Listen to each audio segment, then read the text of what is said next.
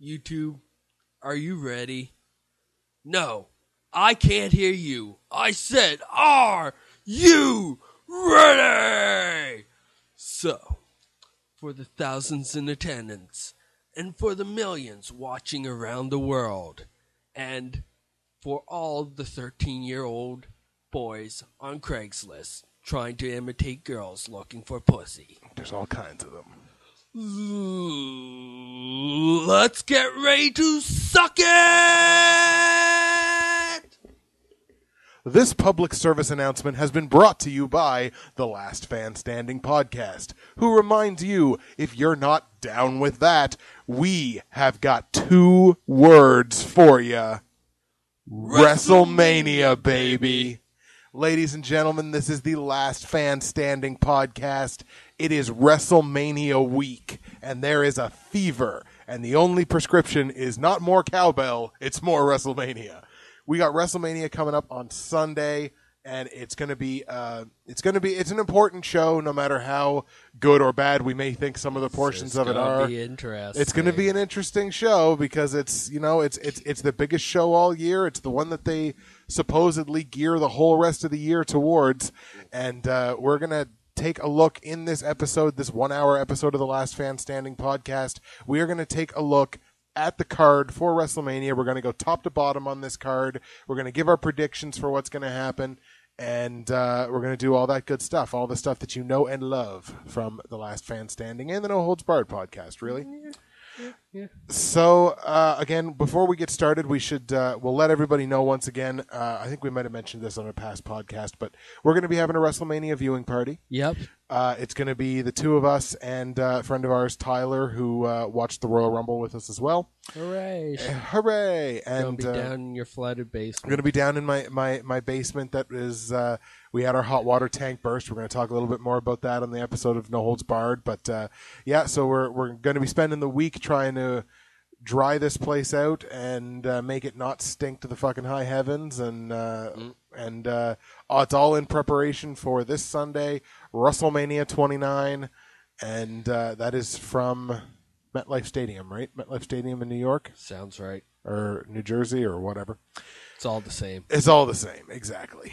So, I mean, it's WrestleMania. It's the single biggest wrestling show of the year in any promotion. It's the one that if you only watch one show as a wrestling fan every year, you watch WrestleMania. So, and that's even if you work for other companies. So, it's the one big one. And taking a look at the card, the card has potential. We'll put it that way. If you say so. Nick might be a little more pessimistic about the whole thing, but I think the card has potential, but it just doesn't. The card doesn't strike me as like a classic WrestleMania card. The card looks thrown together. It kind of does, doesn't it? That's what it looks like. It looks like there's a number of matches on here that they've put on as kind of time fillers for like leading up to like basically you could really call it a quadruple main event, right? And yeah, the last few WrestleMania cards have kind of felt like this as well. It's just like it feels like it's filler leading up to like a triple or a quadruple main event. But in any case, let's get this started. As is typical, they of course have a pre-show. Now, the WrestleMania pre-show to me always used to be so cool because they would do like a big battle royal. You know what I mean? It's like all the people that they couldn't get on the card somewhere else. They'd put in this big battle royal, and whoever won the battle royal, got a little bit of exposure and maybe even got a little bit of a push after Mania. And it looks like they've kind of gotten rid of that because now on the pre-show, we have an Intercontinental Championship match. Whoa. Wade Barrett defending the Intercontinental title against The Miz. Wade Barrett, the Boom. What? The Boom? Yeah. He slaps his elbow and boom. Goes, That's right. Yeah, that's right. Against Really. Really. So it's, you know what? They'd make a good tag team. You'd call them Team Really Boom. Really Boom. They'd make a good tag team.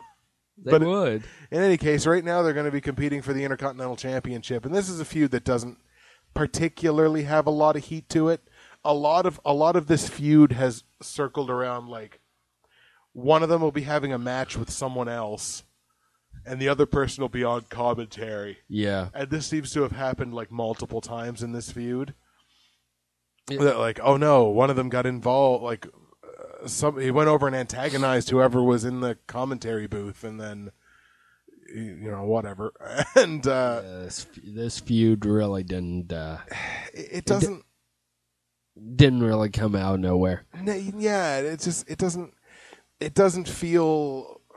I don't know. It doesn't feel like a natural feud. It doesn't feel like there's, and really, it doesn't feel like there's much of anything behind the feud. You know what I mean? It doesn't look like many people are putting a lot of creative effort into this feud. Yeah, and.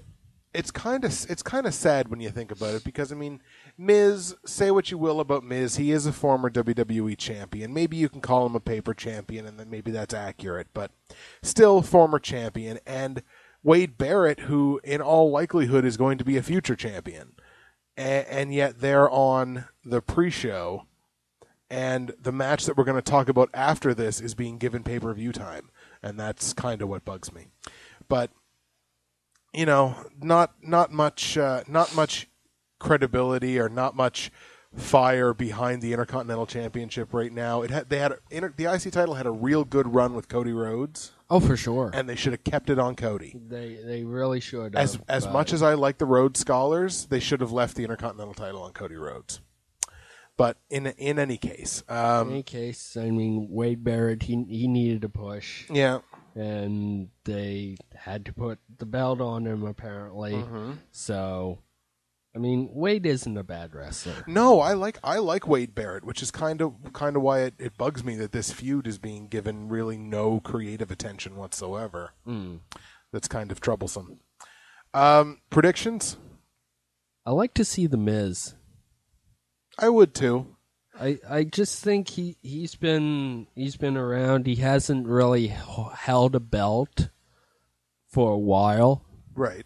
It's not like he really needs to hold the belt because he's.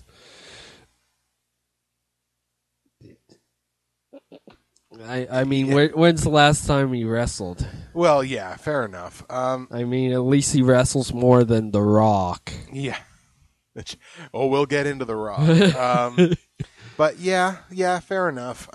I would like to see The Miz win the title too. I think it solidifies his face turn because he's turned into a babyface now, obviously, with the whole being gifted the figure 4 leg lock from Ric Flair, and he finally learned how to do it, which is a nice touch.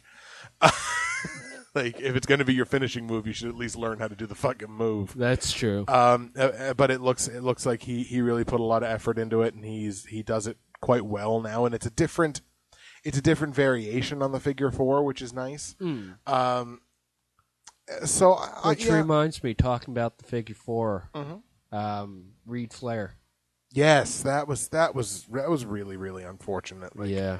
The kid was only 24. I don't even really know how that happened. Did you ever read what happened? All I know is that it was some hotel room and some person called down and said there was an unresponsive person in the hotel room, and they got there and he was gone. That's harsh. Like, I mean, it's for a kid that's only 24 years old, like, it's just, I don't know, that's way too young, obviously. But yeah. Then it strikes it strikes people as it strikes wrestling fans a little bit harder, obviously, because the name of Flair has, everything. It's all big. those connotations. It's legendary. Yeah, exactly. I just want to I'm taking a look here just to see if there's any other updates? Yeah, here we go. March 29th, Reed Flair was found dead in bed at a Residence Inn in the South Park Hotel room in Charlotte, North Carolina. He had returned from working for All Japan Pro Wrestling. There were no signs of foul play, and police are investigating the possibility of a drug overdose. And it's just like 24 fucking years old. Yeah. Just terrible. Those things happen, I guess. Those things happen. It's true. They do happen. You're wrestling and you get bumped in the head too much, and then you pull Chris Benoit. Well, yeah, there's that. There's just you put your body through so much, and it the thing with Eddie Guerrero, being hooked on painkillers and stuff like that, and then getting clean only to have the residuals of that eventually lead to your death, and it's another unfortunate death in professional wrestling. Even though, Reed Flair on his own probably doesn't have a huge name, but just having the last name of Flair, it signifies definitely something. And our hearts for sure go out to the Flair family, and it was a terrible thing to have happen. So Wade Barrett and The Miz. Yes. Back on track here. Back on track. So I think we're both kind of on Miz there to take the title. I think we'd both like to see. I'm hoping. Like to see the belt on him, kind of like I said. Wade Barrett, he's had a good run with the Intercontinental. Exactly, and Wade Barrett, I think, is the kind of guy that could have a good feud for the WWE title. Almost, you know what definitely. I mean? Like you could, if you put him on SmackDown and give him an actual run for the title, he could have a good series of matches with Del Rio or even Swagger or whatever. But more than likely, I would think probably better suited against Del Rio, but still. But yeah, I think the Intercontinental title would solidify Miz's face turn, and I'm hoping that's what we see. Good with that? Good with that. Right on. Moving on to the match that really shouldn't be given pay-per-view time, but it's apparently going to be. An 8-man intergender mixed tag match between Tons of Funk, which is Brodus Clay and Tensai, or Sweet Tea, and the Funkadactyls, Cameron and Naomi. Remember, I can't remember if it was Cameron or Naomi. One of them said the greatest match they ever saw was Melina versus Alicia Fox. Yeah. Fuck you. Versus Team Rhodes Scholars, Cody Rhodes and Damian Sandow, and the Bella Twins, Brie Bella and Nikki Bella. First of all, I'm very happy to see the Bella Twins back. Yeah. Because the Divas division in WWE is stagnant. Like, it's just not good. So I was happy to see the Bella Twins come back. I don't know 100% that they're being used very well, but I'm glad to see them back at the very least. I don't know. Could they wrestle? They weren't terrible. They weren't good, but they weren't terrible. Well, they weren't like what diva Oksana right now terrible. is good. Is good. Natalya, if they'd ever let her wrestle and not just attach her to fucking Khali. Yeah. Be like Khali's valet dancing with Khali or whatever. If they'd actually let her wrestle, she's fantastic. But remember, WWE divas aren't about wrestling. Do we really care? Do we care about this match? Not really. Enough to give it more than like 2 minutes of conversation. Rhodes Scholars is probably going to win. I could see that.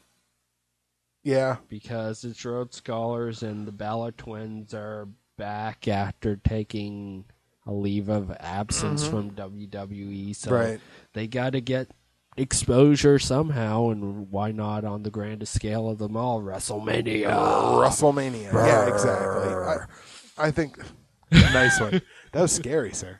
I think Rhodes Scholars and the Bellas probably get the win here. Seem to be like, more people are talking about like, oh man, I wish they'd let Cameron and Naomi wrestle more because they're really good. The one I don't know if it's Cameron. Have they ever wrestled? Well, they wrestled on Raw last night in a tag match against the Bellas. Did they? Yeah. And it was whatever. It was what it was. There's I don't know which one is which between Cameron and Naomi. Matter of fact, weirdly enough, I can tell the Bella Twins apart better than I can those two. But like, one of them does like they whip their opponent off the rope and then they just turn around and they jump up and they just hit him in the face with their big black ass, and it's just like, is that a wrestling move now? Like, is that your homage to Rikishi's stink face? Like, what? Possibly. I don't don't get it. Why? What's the reasoning? I don't know. I mean, apparently it knocks him down. It's like, here's my big booty in your face. It fucks up your balance, your equilibrium. Equilibrium. Equilibrium. High five, Nick. High five. Yes. Yeah. I mean, I don't think anybody. This appears to be the only match that's going to have divas in it, so this will have to be the piss break match. I'm just hoping it doesn't happen too early in the card, because then it'll be a long time. Tell you the truth, it probably won't be the one that's the piss break, because, well, you have AJ and who the fuck is the divas champion? Oh, Caitlyn. Is that actually a match? I don't know if that's a match, but I can see it being inserted. Insert. I like to No Holds Barred podcast. Oh dear. Yeah, that could very well be something that gets added to the card late.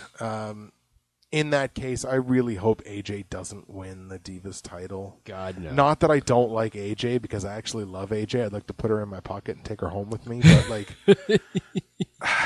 she'd probably fit. But like, I don't know. I don't want to see her with the Divas. It'd be the same thing as when like Stephanie McMahon had the Divas Championship. Like, what's the point? She doesn't really wrestle anymore. Yeah. When AJ was wrestling every week, sure, but I don't know.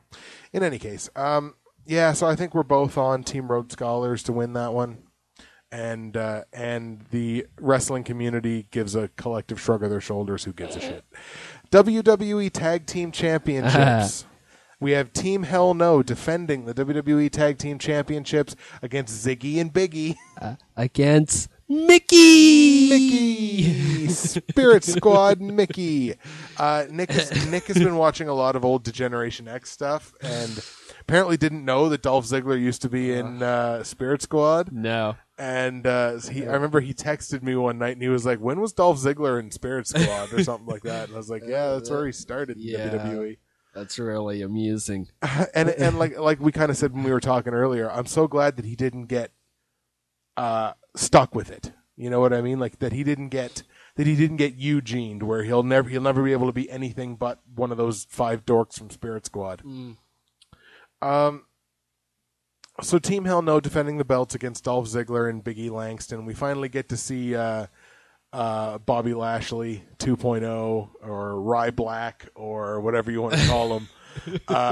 We finally get to see him wrestle in WWE. If you've watched NXT, you've seen him wrestle before, and you probably weren't overly impressed. No. Because you know what? He's a body. He knows what he is. He's a body. He's not out there taking arm drags in the second match. He's a body. Mm-hmm. He's Batista. He's Bobby Lashley. He's Ryback. He's not the kind of guy. He's either going to go out and he's going to squash jobbers. Yeah. Or he's got to be doing something for like a significant championship or something. Like he's not an early card kind of guy, which is very limiting, because when you have somebody like Daniel Bryan, you could even see Daniel Bryan, or like, okay, maybe not Daniel Bryan at this point, but like a guy like Tyson Kidd. You can put Tyson Kidd anywhere on the card. Doesn't matter. You could see Tyson Kidd in like an underdog role going for a championship, or you could have Tyson Kidd taking arm drags in the second match, and no matter where he is on the card, he feels like he fits. True. But a guy like Big E Langston, you can't do that, because he doesn't look right in the first or second match. Like, just do it unless he's squashing jobbers. Yeah. So it's just he's the kind of guy that's very limited, both in what he can do storyline wise and what he can do in the ring. I haven't been overly impressed with what I've seen with Big E Langston. It's as you would imagine. It's power moves, and a big flashy finisher. Yeah, and that's really all it is. And he grunts. He talks a little bit, but I haven't been overly impressed with his mic work either. Not really, no. Not, whatevs. But Yeah, so tag team championships. Is it finally time to take the belts off of Team Hell No? God, no. No? You don't think so? No. Not for Dolph Ziggler and Big E. Okay, so it's not that you're not adverse to the belts being off of them. You just don't want them to. You don't want to have Dolph Ziggler and Big E Langston as the tag team champions. No, because there's a lot more than Dolph Ziggler can do than be tag team champions. Mm-hmm. I mean, he has a lot more that he's capable of. Don't worry, sir. I got you. Yeah. Oh, absolutely. And we kind of talked a little bit about this earlier, and it's time for Justin to bitch a little bit. If you've been paying keen attention to Dolph Ziggler in the last little while, you may have started to notice that Michael Cole and WWE have been sort of sliding it in there now that, Dolph Ziggler has until July at the next Money in the Bank pay-per-view to cash in Money in the Bank. And if you're an acute listener, you'll think, wait a minute, that's not the way it was supposed to be. Because you've been saying for a long time that Dolph had to cash in the briefcase by WrestleMania. You don't know what you're talking about. Exactly. Creative has written themselves into a corner where they got to WrestleMania and they went, oh shit, Dolph still has Money in the Bank. He was supposed to cash it in by now. Well, we can't just let it expire because then it's like it expires and Dolph's going to be the champion eventually, but we don't want it to expire. So Vince, in his infinite wisdom, is just like, he's a big mastodon. No, Vince, in his infinite wisdom, is like, well, let's just extend it to the next Money in the Bank pay-per-view. And now they've started to subtly slide that in there, that he's got until July. Which kind of indicates to me that maybe they are preparing to put the tag belts on him and Big E Langston. Because it gives him a few months where they could sort of run in a tag feud or something. I mean, or at least gives them the opportunity. Maybe they're just trying to write themselves out of that corner. Possibly. It's possible. I don't want to see the tag belts on them. I don't think Dolph has anything to gain from winning the tag titles. Big E Langston, yes. I mean, like, if they recruited someone else into their stable, yeah, like AJ's like, oh, look, I have another friend who's weenie. I probably sucked. Weenie. And she recruited another, somebody. Me. Yeah, she recruited Nick, and they were like, okay, Nick and Big E Langston are going to go for the tag titles, and Dolph stays as like the Triple H, kind of the head of the stable, right? That would be fine, because Big E Langston has something to gain from winning the tag team championships. You know what I mean? Dolph doesn't. And I know I do. And you do, exactly. Yeah. You could come on here every week and be like, I am the tag team champions. Because Big E's not going to say anything, so whatever. But like, so if they did that I would be kind of cool with, but like, Dolph doesn't need the tag titles. No. That's all I gotta say about that. Exactly. So we're both on. No, we're both on Team Hell No. Are we, to retain the titles? Hell yes. All right. You know what's hell no, hell yes. Nice. I didn't even catch that at first. Good job. You know what? We're gonna. I got a fever. I got a fever. I got a fever, and the only way to cure it is Justin books it. Time to book this tag team thing. Okay. Team Hell No versus Dolph Ziggler and Big E Langston ends in the double fall. You know what I mean? Like, let's say like Daniel Bryan rolls Dolph Ziggler up, but both of their shoulders are on the mat. So the ref doesn't know what to do or whatever, and the ref counts them both, like with both hands. They both get counted down for the 3. Tag titles are held up. There's no tag champion.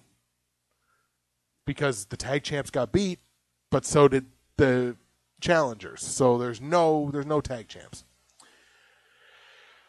Team Hell No, that gives Team Hell No the opportunity to kind of separate. Because I think we're all kind of at the point where we're like, Team Hell No's had a good run, but maybe it's time that they get back to singles. Yeah, kind of. Right? Gives Kane the opportunity to feud with Big E Langston. Gives Daniel Bryan the opportunity to continue his feud with Dolph Ziggler. So they can keep having kick-ass matches up until the point that Dolph's ready to cash in Money in the Bank. So it gives Dolph something to do, basically, until they decide to put the belt on him. In the meantime, you can build a tag team division through a tournament. Tag team championship tournament. 8 teams or 4 teams or whatever. Do they have 8 tag teams? Let's see. They've got Jimmy and Jay Uso. They've got Primo and Epico. They've got Kofi and R-Truth. They've got Team Rhodes Scholars. Supposedly. They've got Tons of Funk. There's 5.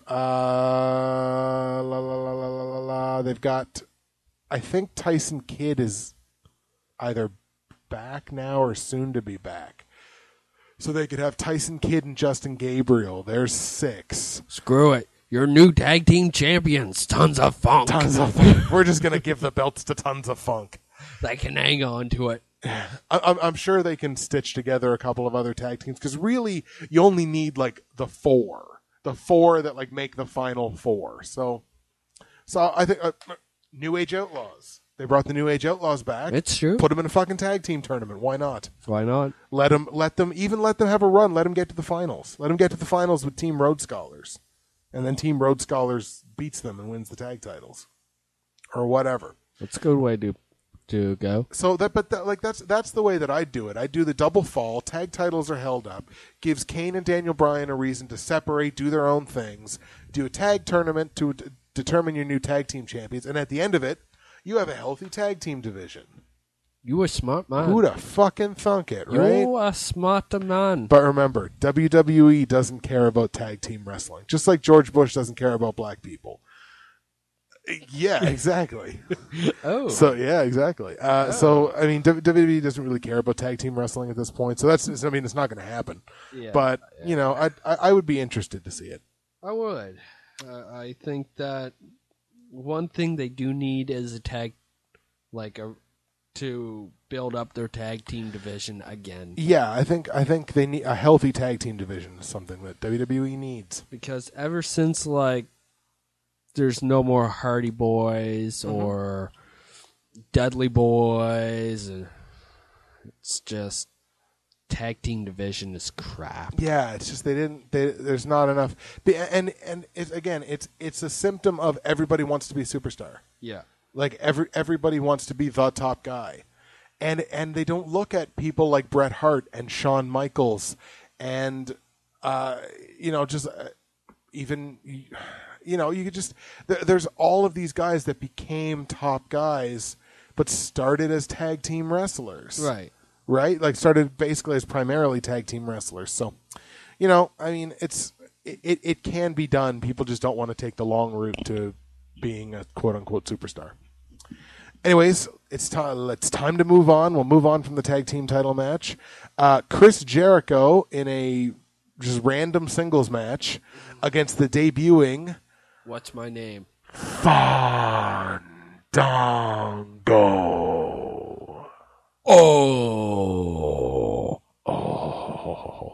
Fandango.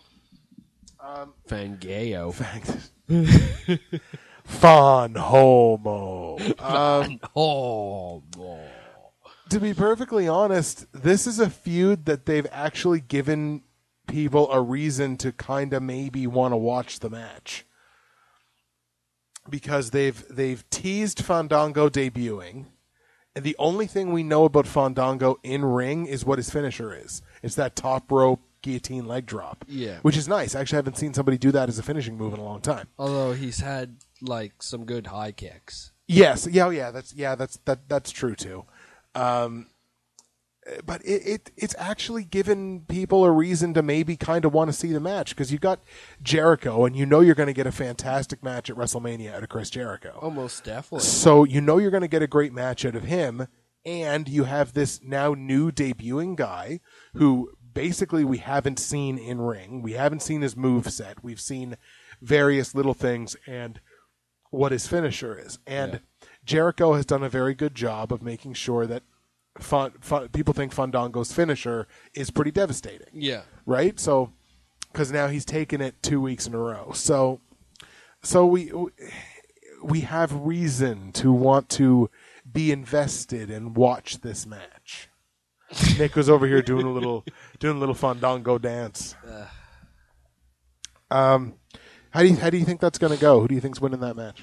I don't know. I'm not really that invested in this match. Okay. You might be. I myself, I like Chris Jericho. Mm-hmm. Couple weeks ago, they had a match, not Fandango and Chris Jericho, but it was Chris Jericho, The Miz, and Wade Barrett. Mm-hmm.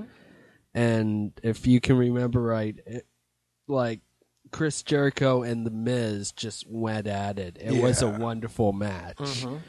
Wade Barrett didn't even need to be in it. He was outside the ring almost all the match, and Chris Jericho and The Miz were just hitting it. Yeah. Just bam, bam, bam, and it was awesome.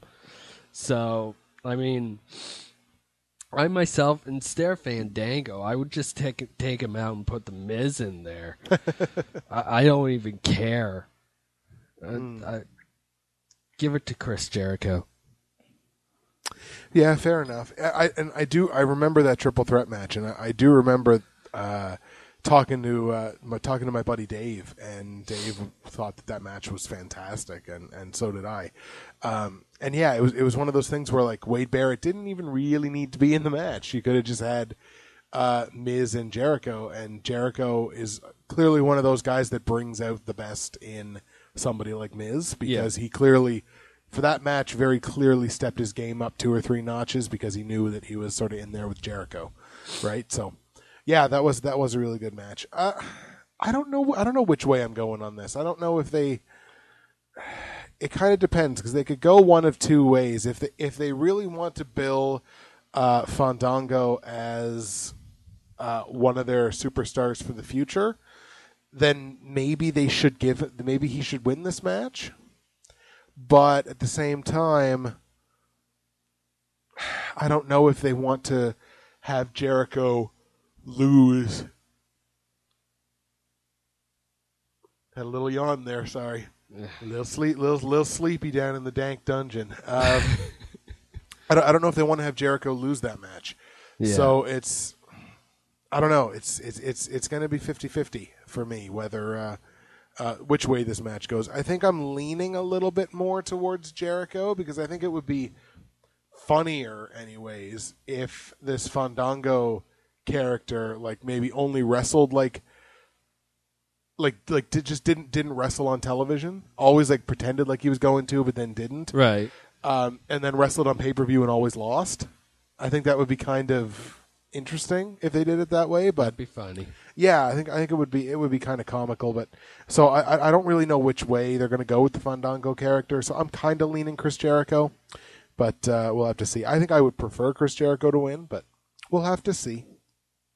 Exactly. Moving on. The battle of the 2 greatest technical wrestlers in the history of professional wrestling, Ryback and Mark Henry. 2 greatest technical wrestlers ever. Oh, yeah. And between them, they know about 6 words. Feed me more and... That's what I do. Hall of Pain. That's pretty well all day. Oh, yeah, shoot, that's right. He's like, that's what I do. Yeah. And then he puts his mean face on. His sweaty mean face. All right, so Ryback and Mark Henry. Quite frankly, I don't think Ryback can get Mark Henry up for Shell Shock. Really? I don't think so. I'd have to see it. Maybe that's what we'll see. Maybe we'll see it at WrestleMania. But I don't know. I don't know that he can because Henry's heavy, but he's also like thick. Yeah. Right. So he's a tough kind of guy to pick up that way. So, but then again, I mean, Cena can get him up for an F5 or FU. So I don't know. I have to stop yawning. You do. I do because it's causing problems here at Last Fan Standing podcast. You get your coffee. Got our coffee. Coffee. Yeah, maybe I don't know. Maybe he can. Maybe he can't. Maybe that's what we'll see at Mania. We'll actually see Ryback get Mark Henry up and get him and hit him with Shell Shock. Obviously, we know Mark Henry can World's Strongest Slam Ryback. Oh God, yeah, it's happened. He's done it a couple of times. So that kind of leads me to believe that Ryback's probably going to win this match. Yeah, get a little bit of retaliation for all the shit that Mark Henry is putting through. Yeah, exactly. I wouldn't have thought that this would have been the match that they would have given Ryback for his like WrestleMania debut. Like I wouldn't have thought that they would have given him Mark Henry. I probably wouldn't have pegged that, but that being said, I don't think it's necessarily going to be a bad match. I have my reservations about whether it's going to be a good match. We'll put it that way. I have mixed feelings about this because I'm not really a Mark Henry guy. He's been doing the whole Hall of Pain thing for so long now, and it's just getting old to me. Fair enough. I mean, it's better than, Brodus Clay and Funkasaurus, which Funk is on a roll. Which he could have been doing. Yeah, exactly. Because remember, that was supposed to be Mark Henry's gimmick. Yeah. Mark Henry came up with that gimmick. Oh, God.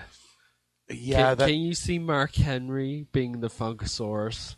Yes, because he was sexual chocolate. It's sexual, baby. So yes, I actually can, but I don't think it would have been good per se. True. But I can see it happening anyways. And even Ryback is getting old to me. A little bit. I think they needed to shit or get off the pot with Ryback. They had something to either new. Yeah, well, yeah, but like they either needed to completely Goldberg him and smash him over and have him win the world title, or now I think they have to find a way to either repackage him or something like that. Because, yeah, like you say, the whole or you know what, turn him heel.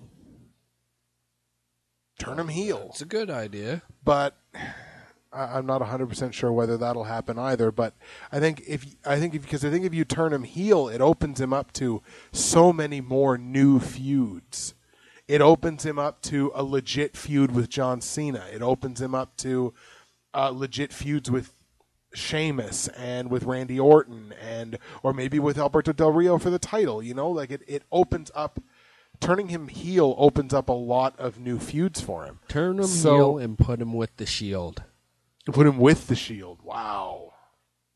That would be dangerous, but it would also be probably really, really good.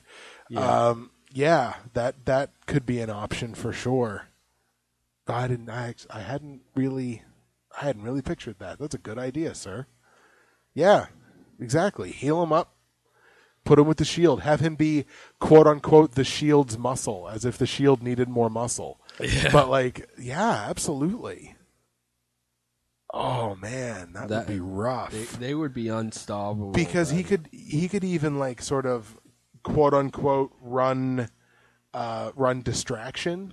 Because everybody knows what the Shield's gimmick is now. Everybody knows the Shield comes through the crowd. Yeah. So when the Shield's music hits, everybody's already. Whoever's in the ring is looking at the crowd because they know where. But you could have the Shield's music hit and Ryback just starts walking down the ramp, so everybody's focused on him because they see him coming. They don't see the other guys coming, and then that makes the coming through the crowd thing that much more effective because everybody's distracted by looking down the ramp. Exactly. I think it's a good idea. WWE, turn him heel. turn him heel and then let him loose. Let him run through the faces until he gets in a match on pay-per-view with Super Cena, and then Super Cena can beat him because that's what Super Cena does, and then go from there. But I think I'm on Ryback for this match. Yeah. Both. Yeah. Well, we don't have a lot of discrepancy we don't have any discrepancy so far.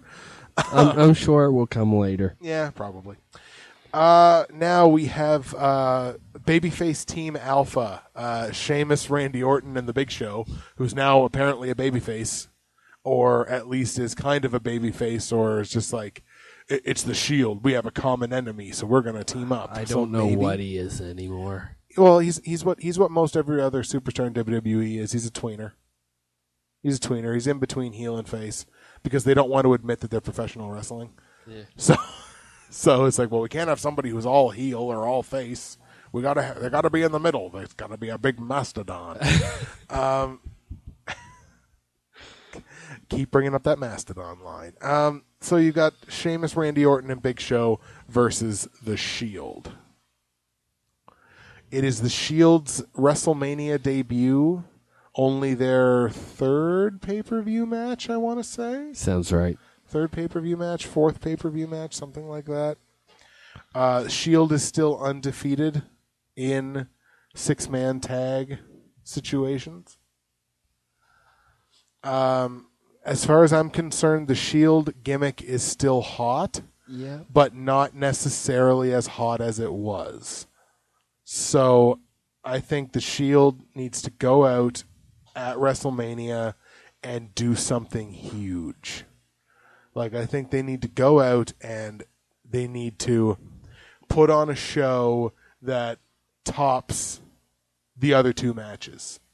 And I mean, since it's WrestleMania, maybe it won't be all that difficult because it's the biggest show anyway.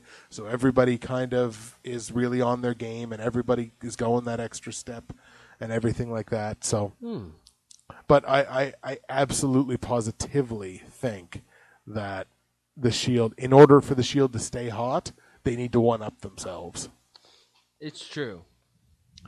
And they can probably do that in a match that's got Big Show. I get this sinking feeling that they won't let this babyface team Alpha, that they won't let them lose on pay-per-view. I'm kind of worried about that. But then again, I was worried about that with the Shield's other matches, and the Shield won them. Well, that's true. So it's not like they have anybody really. I don't want to say important in this match because Sheamus is overly kind of important. Mm-hmm. Randy Orton, he's back, but apparently he wants to take time off. Right. And Big Show, well, who the fuck cares about Big Show? Yeah, he's kind of... And see, exactly. And here's my problem with Big Show. Big Show, they either never let Big Show be the heel that Big Show should be. Like, if he's not a babyface, if he's not a pure babyface fan favorite, he's never this dangerous heel. He's always like the goofy heel. You know what I mean? Like, he's always like, somebody always like gets jokes over on him, and he's always like, "Oh, I bet you thought that was funny, right? Oh, you thought that was funny," and he's just like, he's kind of a jerk heel, but he's not. I don't take him seriously as a heel. So, you know, that's my issue with Big Show. So I mean, if he's gonna be a heel, have him be a total badass baby ass-kicking heel. Yeah. Baby ass-kicking heel. Exactly. Predictions. The Shield wins. Victory. Shield. Pinned sure. Big Show. Interesting. Who gets the pin? Which one of them gets the pinfall? Oh, you're making me think. Who would get the pinfall? Probably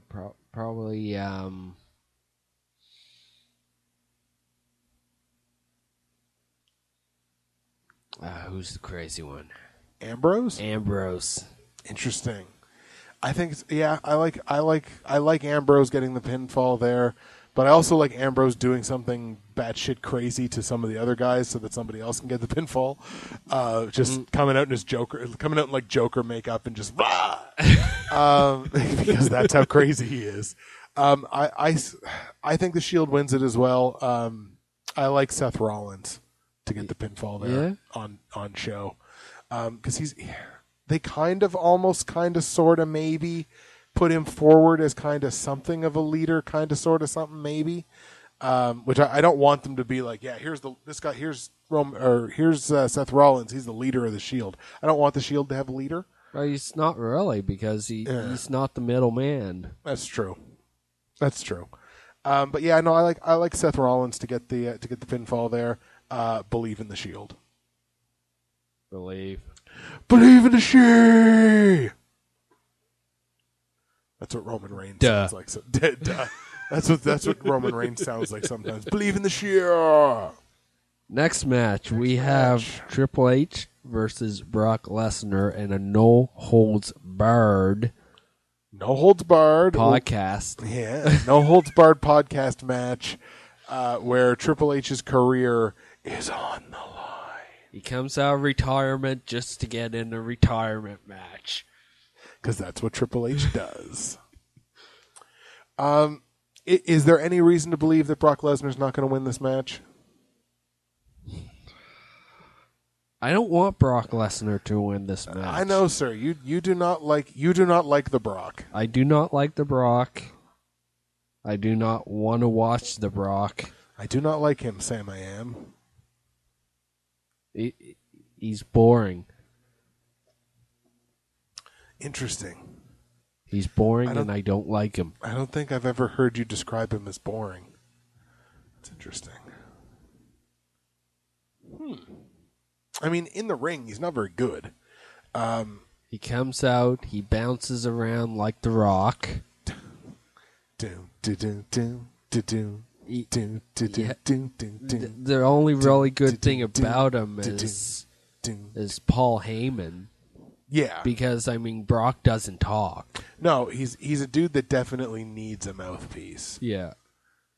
And luckily, he doesn't just have a mouthpiece, he has the mouthpiece, which is nice. I mean, the only really good thing about him is he bleeds. That's true. And there will be blood in this match, because Trips loves to blade, and Brock clearly loves to blade, so there will be blood in this one. This is going to make like Ric Flair Harley Race look like something from the PG era, because like it's. I'm hoping there's some good blood. I was watching. It was the DX match versus the McMahons. Yeah. SummerSlam 2006. Okay. And man, that was a bloody match. Yeah, I think there's definitely going to be blood in this match. There's no getting away from that. And I mean, I don't see, whenever anybody's in like a retirement match, it's just like, well, all right, we kind of know who's going to win. Right? Like, we know that the guy whose career is on the line, who's been wrestling for 20-some years, is probably not going to win his retirement match. I know, but does that mean that he's out completely, as COO? No, or it means that his in-ring career is over. Is all that this is. And his in-ring career is pretty much over already. Yeah. So it's like that's why everybody loves to make fun of it. The whole the thing that you said, Triple H comes out of retirement for a retirement match. Like it's weird. But I mean, I firmly think Brock Lesnar wins this match. I think it's going to be a very physical war. I think it's going to be bloody. It's going to be dirty. It's going to be gritty. There's going to be a lot of sledgehammer work. There's going to be a lot of chair work. Yeah. The ringside area, I think, is going to look like garbage afterwards. Could be a table or two involved. Like, I think it's going to be a massacre. I think Heyman's going to get cut open. I think it's going to be that bad. Like, I think Heyman's going to be... Yeah, he's been taking some good bumps. I think Heyman's going to be blasted, which is going to make things really interesting because Heyman has 2 matches on this card. So, like, do you do the other match that Heyman is in? Do you do that before this one? And because that's going to seem really weird because you can't have Undertaker in the middle of the card, right? Like, that just doesn't work. No, Undertaker, he's a main event. Exactly. So that's going to be interesting. It's going to be interesting to see the order that they do the matches in. But anyways, I'm on Brock for this match. I think it's going to be a dirty match that's not technical really in the least, but it's going to tell an interesting story. HBK is in Triple H's corner, so it's going to tell a good story. HBK is going to be bloodied up, I'm sure. I'm sure. Heyman's probably going to be bloodied up if he has the balls to actually come out for the match. So yeah, I'm on Brock. I'm torn. I know. I'm really torn. Are you going to go with your heart or are you going to go with your head? He doesn't know. His head is down. He is conflicted. There is conflict on the Last Fan Standing podcast.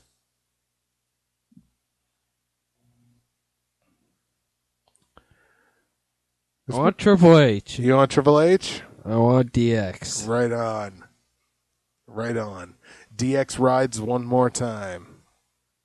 There's been a lot of dead air on this podcast. I know. It's been a lot of thinking. Yeah, it's been a lot of pondering, a lot of beer drinking and yawning. Yeah, it's been a little bit of yawning. Jeez, we're at 52 minutes. We still have the 3 main event matches left. Undertaker versus CM Punk, go. Okay, Taker versus CM Punk, the match that's actually getting the most amount of heat and reason to invest in watching the match and the most everything, really, like the most effort. This is the feud that the most effort is being put into, and it's not for a title. And that shows you how significant and important The Undertaker is to WWE. Because this is the feud that is the most creative, has the most heat behind it, and really is just garnering the most interest. Most absolutely. And this is the one match that I'm really looking forward to. Exactly. I mean, they've invested so much in this, and CM Punk is just he's awesome. Yeah. I mean, he's basically the only one in WWE that could pull off what he's been doing. Oh, no question about it. I mean, if they give anybody else that storyline, then say run with it, they'd just be like, well, you know, I want to be respectful of Paul Heyman, who, or not I want to be respectful of Paul Bearer because, you know, he passed away or whatever. CM Punk's like, if we half-ass this, it's going to be terrible. So I'm not going to half-ass it. As a matter of fact, I'm going to bathe in his ashes. That's the way that Punk played it. If you watched Raw last night, at the end of the night, Punk just pours the contents, and they made no attempt to even try to mask it or anything. They flat out said Paul Bearer's urn. Yeah. So it's just like he pours out Paul Bearer's ashes and like rubs them over his face and like over his arms and stuff. It's like he literally bathed in a man's ashes for a wrestling storyline, and that's like nobody else on the roster would have done that. There's not one other person. God, no. On the roster that would have, and you know what? If someone else on the roster had the guts to do it, the fans would hate them. The fans would hate that person for doing that. And not even necessarily like in a good heat sort of way. Like they would hate that they went there and did that. But like I watched that on Raw last night, and what did I hear from the crowd? Undertaker, CM Punk. Undertaker, CM Punk. Really? So like this, so there's the fans are chanting for the guy that just bathed in someone's ashes, and he's the heel in this program. Nice. So clearly they were like, the fans identified this too, that like there's one dude on the roster that would do this, and there he is right there. And not only did he do it, not only did he do it, he knocked it out of the park. Not only did he do it. Not only did he, God damn it, what didn't he do? But like, yeah, just like, not only did he do that, he knocked it out of the park. Yeah. And absolutely. Like I was so happy. I was like, they didn't half-ass it. They went where they needed to go to get people invested in watching this match. That is going to be the match that everybody is invested in. It's the match to talk about. Absolutely. So, and you know what? In retrospective, I'm so glad that they incorporated Paul Bearer's death into the storyline. And because there was a lot of people didn't like it. A lot of people was like, look, a man died. You really can't do this or whatever. And it's like, Paul Bearer would have wanted this. Like, he would have wanted you to take this, because Paul Bearer first and foremost was a wrestling guy. And he was just like, what? And so it's just like Lawler. They incorporated Lawler's heart attack into an angle, and Lawler was the one that signed off on it. He was like, yeah, do it. Do it because it's good. It's good TV. So do it. And Paul Bearer was the exact same way. He was like, look, it's gonna give this storyline heat. Do it. And they did, and people were upset about it, but that was good wrestling. Good wrestling can do that to people. Good wrestling can piss people off, and that's what you need to do. Exactly. So this is definitely going to be the match to watch. And of course, Undertaker's streak. You know, you can't say enough things about it. 20-0, and with Punk being the whole, I'm going to be the one in 20-1, and yeah, I think it's going to be fantastic. I imagine probably on Undertaker to win. Yeah, Undertaker, he's not done yet. Right on. At least hopefully he better not be, because then we won't get to see him. Yeah. What? I don't know what I'm saying. We can't let that out of the bag yet. Yeah. I know. You know, yeah. I think Taker's streak lives on, and so he'll be 21-0. I would assume, but that's going to be a hell of a match. Oh god, yeah. That's going to be a great match.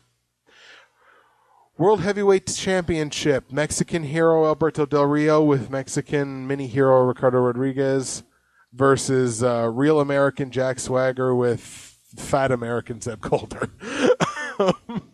We the people. We the people. We the people. Now, line.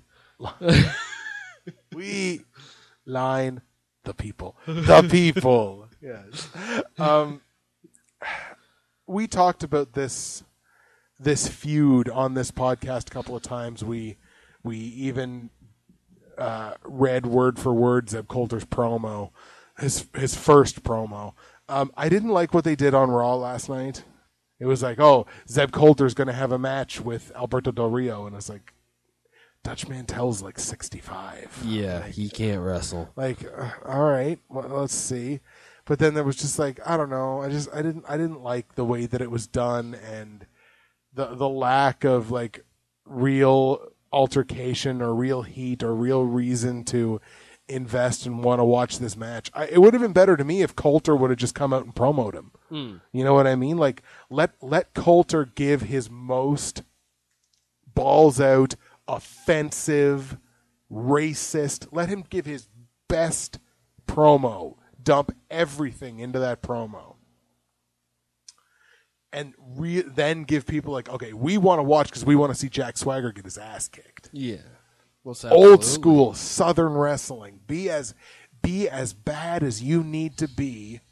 Be CM Punk. Be as bad as you need to be to get people pissed off enough that they want to watch that match. I don't think they did it on Raw. And in general, I don't think Raw succeeded in that angle. Like we talked about before, like from what I watched from Raw last night, the only matches that got me really intrigued to see the matches was Punk Taker and fucking Jericho Fandango. all the other ones, and like kind of a little bit Brock and Triple H now that we know that Shawn Michaels is going to be in the corner. But other than that, I don't feel like Raw did a very good job selling its pay-per-view. No. Who are you on for the World Heavyweight Championship? Alberto. Okay,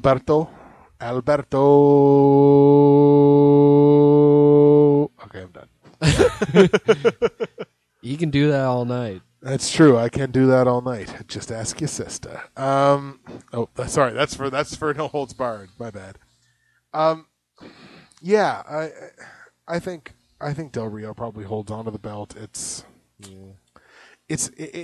kind of 50-50. I could see them putting the belt on Swagger. I don't really know that it would fit, because who else is Swagger gonna feud with this personality?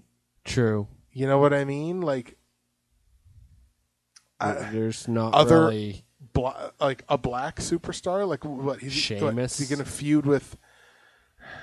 Sheamus, yeah, he could. But like, are you gonna feud with R-Truth? Who cares, right? So like, yeah, it'll be interesting to see what happens if they put the belt on Swagger. I think we're probably both on Del Rio here. Yeah. Right on. That leads us to the WWE Championship match. Twice in a lifetime, once in a while. The Rock defending the WWE Championship, against Super Cena. Dwayne versus the Prototype. I wish they would do that. I wish they'd just be like, let's drop the gimmicks for now. This is going to be Dwayne Johnson versus the Prototype. And really, who gives a crap about this match? You know, they're going to have to show me something real good. You know what I mean? Like, they're going to have to show me something different, something that makes this year's match stand out from last year's match. I mean, I don't think they are, because, I mean, The Rock's going to come out. He's going to do what he does, which is the moveset that he's probably learned time and time again, which is what he did last year. Right. And it's going to be almost the exact same match that we watched, because God knows, since The Rock's come back, he hasn't wrestled.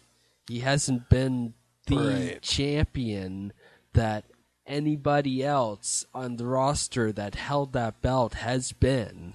Right. You know, it's just The Rock doesn't have it anymore. Like what did he do? He wrestled Punk at Royal Rumble, and he wrestled Punk at Elimination Chamber. Yeah.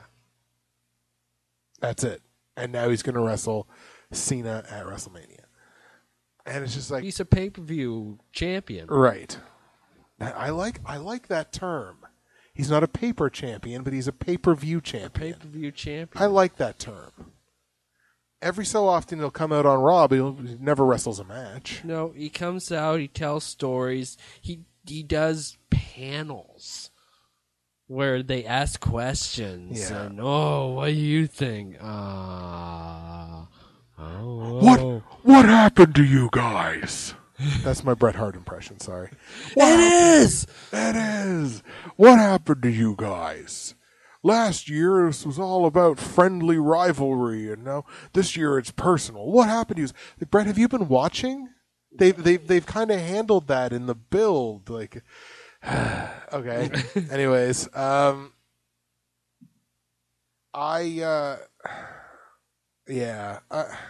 have not been pleased with Rock's comeback, to be perfectly honest. If Rock was out there wrestling on television, maybe. Yeah. Like, even once in a while. Like, when you think about, like, when CM Punk had the WWE Championship, how often was CM Punk defending the WWE Championship on live television? Often. It's a lot. It wasn't every week, but it was often. Yeah. And or even if he wasn't defending the title, he was still in a match somewhere. Yeah. And you have The Rock, who has this nice new title. I'm still a fan of the new title belt. I like it. But it's shiny. We don't. It's a shinity. But we don't. I mean, it hasn't been defended. That belt has not been defended in a match yet. Oh, I know. Because he didn't have that belt at Elimination Chamber. No. I don't believe. And he hasn't wrestled. That belt has not been defended since it was changed. And that's a crime. For pure wrestling fans, that's a crime. Like, defend the goddamn championship. If you're gonna go to the level of changing the design of the title, how about defending it? Yeah. So, any reason to believe John Cena is not going to win this match? None whatsoever. John Cena's going to win it. Cena wins the match. Rock goes away. Gets his redemption. Rock comes out the next night on Raw and shakes Cena's hand and is like, "Peace out. I'm going to go do some movies." And that's it. Or Rock comes out, shakes Cena's hand, Cena leaves, Rock is giving his last little whatever to the crowd. Dun, dun, dun, dun, dun, dun, dun. Brock Lesnar comes out. And the two of them start feuding. Interesting. Take the two guys that you don't like. Let's put them in a feud. Because I would be interested in seeing The Rock get his ass kicked by Brock Lesnar on pay-per-view. Give them a no holds barred match, because Brock will fustigate him. I guess, yeah. You know, I don't know. That's quite interesting. If Rock is going to stick around, I can't see him sticking around. Probably not. But if he does end up sticking around, I would love to see a feud between Brock Lesnar and The Rock. Okay, so we're both on Cena to win the WWE title. We're both on Del Rio to retain the world title. We're both on Undertaker. We're both on, or no, I'm on Lesnar. You're on Triple H. Yes. We're both on the Shield. We're both on Ryback. We're both on Jericho. Well, I'm kind of undecided about that, but yeah. I'm leaning towards Jericho. You're kind of half on Fandango, half on Jericho. I'm completely sold on Jericho. Right on. We're both on Team Hell No to retain the tag titles. We're both on Rhodes Scholars and the Bella Twins to win the match we don't give a fuck about. And we're both on Miz to win the Intercontinental title. Yes. Okay, so there's a lot of consensus there. There's a little bit of whatever. We want to hear from you guys in the comments section below on YouTube, since this is a YouTube exclusive show. Please let us know who you think are going to win the matches at WrestleMania. Talk about the feuds. Talk about the feuds that you like. Talk about the ones that you don't like. Talk about us, what you like and what you don't like from us. Mostly what you don't. I know a lot of shit they don't like about me. But almost none of it has to do with the podcast. But yeah, we want to hear from you guys in the comment section. We haven't been getting a ton of comments on our videos, so we'd like to get some more. No. So hit us up in the comment section. YouTube.com/user/noholdsbarredpodcast, Ustream.tv/channel/noholdsbarred-hangout for the Last Fan Standing podcast. Yes. Get us on Twitter, NHB_podcast. Get us on Skype, NHB.podcast. The Skype lines are open. Somebody please call Ed. I want to talk to somebody. Exactly. Subscribe to filler. Subscribe to the No Holds Barred podcast on iTunes. By searching the No Holds Barred podcast or noholdsbarredpodcast@gmail.com. The No Holds Barred. Oh yeah, sorry, the No Holds Barred podcast. Run us off an email if you want to be a guest on one of the podcasts. Run us off an email. We'll set you up We'll give you a whole segment. We'll hook you up. Exactly. WrestleMania goes down on Sunday. I think we're excited for the show. We're cautiously optimistic, but we're excited. Ecstatic. I may have to be sick from work. Exactly. So everybody enjoy the show. We will be back with the Last Fan Standing podcast next week for the WrestleMania Fallout, to let you guys know what we thought of the show and everything like that. Huzzah. Huzzah. Exactly. Oh, a little static on one of the extra microphones. That's where it's coming. Oh, yeah, that would do it, I suppose. Apparently it's coming from Nick's phone. iPhone. There you go. Ladies and gentlemen, that is it for us for the Last Fan Standing podcast. Thank you very much for taking an hour and 10 minutes out of your day to listen to us talk about wrestling. I'm sure they didn't take that long. Probably not. Ladies and gentlemen, we will see you next week. Later. Bye-bye. Bye. Enjoy WrestleMania.